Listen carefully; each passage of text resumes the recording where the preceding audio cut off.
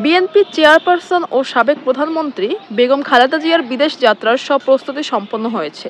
সব ঠিক থাকলে সোমবার ৬ জানুয়ারি বেলা ১১টায় উন্নত চিকিৎসার জন্য দেশত্যাগ করবেন তিনি।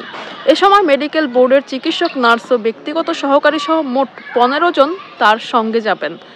এয়ার অ্যাম্বুলেন্সে যোগে বিএনপি নেত্রীকে প্রথম যুক্তরাজ্যের লন্ডনে, পরে সেখান থেকে যুক্তরাষ্ট্রে নেওয়া হবে।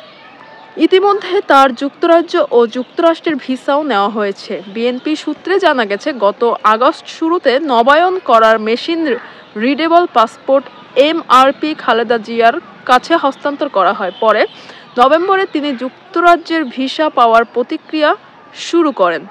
ইতিমধ্যে অন্তত ১৫ জনের সফরকারী টিমের তালিকায় পররাষ্ট্র মন্ত্রণালয়ে জমা দেওয়া হয়েছে। এর আগে খালেদা জিয়ার বিদেশ যাত্রা নিয়ে অন্তর্বর্তী সরকারের পররাষ্ট্র উপদেষ্টা তৌহিদ হোসেন জানিয়েছিলেন, সাবেক প্রধানমন্ত্রী হিসেবে পররাষ্ট্র মন্ত্রণালয়ে খালেদা জিয়া ও তার যাত্রা সঙ্গীদের ভিসা প্রাপ্তিতে সহযোগিতা প্রদানসহ বিষয়টি তদারকি করছে।